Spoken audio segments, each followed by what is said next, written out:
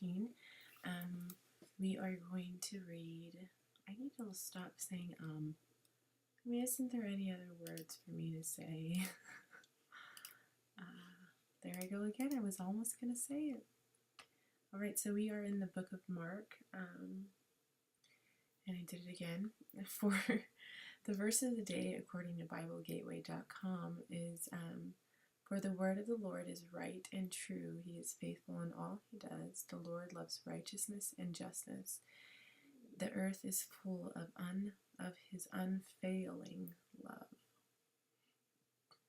Okay, that is Psalms 33, 5. Psalms 33, 4 and 5, New International Version. We are in the book of Mark, and we're going to talk about Jesus, obviously, but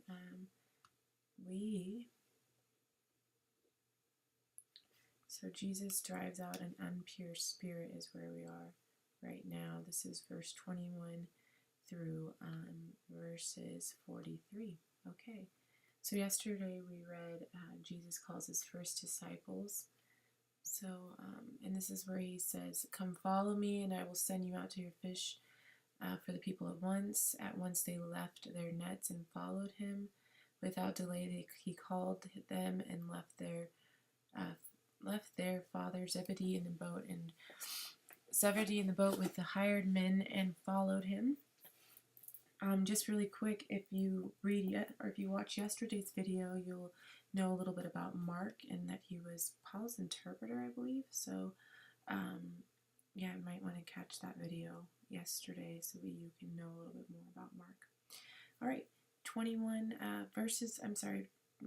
Mark chapter 1, verses 21 through 43 states, "They went to Capernaum, and when the Sabbath came, Jesus went into the synagogue and began to teach. The people were amazed at his teaching because he had taught them as one who had authority, not as the teachers of the law.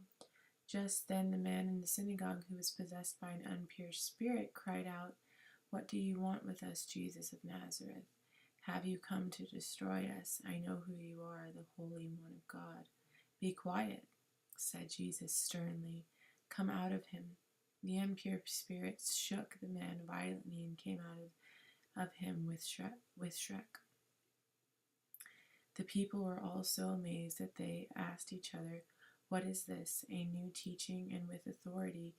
He even gives orders to the impure spirits, and they obey him.' News about him spread quickly over the whole region of Galilee. As soon as they left the synagogue, they went with James and John, the home of Simon and Andrew. Simon's mother-in-law was in bed with a fever and immediately told Jesus about her. So he went to her took her hand and helped her up. The fever left her and she began to wait on him. That evening after the sunset, the people brought to Jesus all the sick and demon-possessed. The whole town gathered at the door, and Jesus healed many who had various diseases.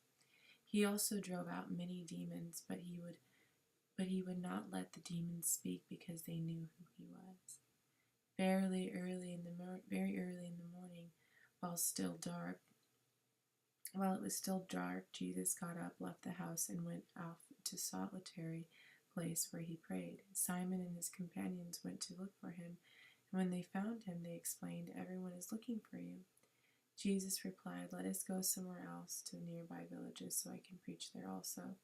That is why I have come.' So he traveled throughout Galilee and preaching in their synagogues and driving out demons. A man with leprosy came to him, begged him on his knees, 'If you are willing, you can make me clean.' Jesus was indignant. He reached out his hand and touched the man. 'I am willing,' he said. 'Be clean.' Immediately the leprosy left him and he was cleansed. Jesus sent him away at once with a strong warning. 'See that you don't tell this to anyone, but go, show yourself to the priest and offer the sacrifices that Moses commanded for your cleansing.' as a testimony to them. Instead, he went out and began to talk freely, spreading the news. As a result, Jesus could no longer enter the town openly, but stayed outside in lonely places. Yet the people still came to him from everywhere. And then a little bit of Mark chapter 2 we will read. Jesus forgives and heals the paralyzed man. A few days later, then Jesus again entered Capernaum. The people had heard that he had come home. They gathered in such large numbers that there was no room left. Not even outside the door he preached the word to them. Not even outside the door, and he preached the word to them. Some men came bringing to him a paralyzed man carried by 4 of them. Since they could not get him to Jesus because of the crowd, they made an opening in the roof above Jesus by digging through it, and then lowered that mat the man was lying on. When Jesus saw their faith, he had said to the paralyzed man, "Son, your sins are forgiven." Now some teachers of the law were sitting there, thinking to themselves, "Why does this fellow talk like that? He is blaspheming. Who can forgive sins but God alone?" Immediately Jesus knew his spirit that they were thinking in their heads, and he said to them, "Why are you thinking these things? Which is easier to say to this paralyzed man, 'Your sins are forgiven,' or to say, 'Get up, take your mat, and walk'? But I want you to know that the Son of Man has authority on earth to forgive sins." So he said to the man, "I tell you, get up and take your mat and go home." He got up, took his mat, and walked out in the full view of them all. This amazed everyone, and they praised God, saying, "We have never seen anything like this." All right, so tomorrow we're going to read 13 through 27 in Mark 2. Jesus calls Levi and eats with sinners. Jesus' question about fasting, and Jesus is the Lord of the Sabbath. All right, so just a little bit of history there for you, and a little bit of Mark's perspective of things that went on. So, yes, we'll finish that up tomorrow. And then we have our daily devotion. I can find my book close. Just do one really quick for you. Apologize. Our daily devotion is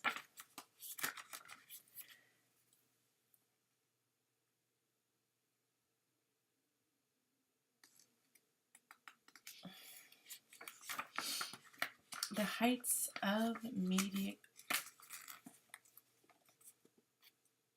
Mediocrity.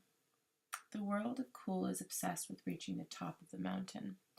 Our movies are full of superheroes and secret agents.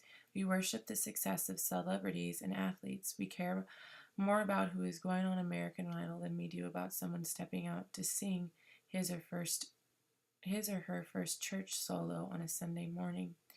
It is not that we shouldn't dream big, but living the mountaintop life most often has little to do with how many people we reach or whether our story would be big enough for the news. Consider the story of Jesus. God came from the highest of the heavenly highest to reach the people on the lowest and most common levels. He most often made mountaintop impact on people in ways that would be rejected by today's gatekeepers of success. So what may seem mediocre to the culture of cool is, according to God's model, at the highest heights in the life that matters. The art of being happy lies in the power of extracting happiness from the common good things. Henry Ward Beecher. Okay, release your inner nice. A good one, I'm sure. The Lawrence Welk Show was a program featuring big band music and other traditional fare. The costumes and the hairstyles now seem comical. The melodies and the dancing and all, it seems terribly corny compared to the TV of today. Today, the culture of cool is entertained by the grit and the grime of the real world. Illicit sex, graphic violence, backstabbing, and vindictive selfishness. Old shows like Lawrence Welk are just nice. And while nice might feel like too simple of a word, it reminds us that there is more to us than our animal instincts. It reminds us that there is more to us than our animal instincts. There is a purity and a brightness of a spirit worth celebrating too. The behavior we see in today's media does exist, but if that's our main focus, we'll be cruel in a world without hope, with a world that has abandoned any possibility that nice could ever exist again. You can still catch Lawrence Welk on TV, turn it on sometime, have a laugh at his hokey packaging, and release your inner nice. Like newborn babies crave pure spiritual milk, so that by it you may grow up in your salvation. 1 Peter 2:2. Okay, thank you so much for listening, and we will see you tomorrow for the rest of Mark chapter 2. Good night and be blessed.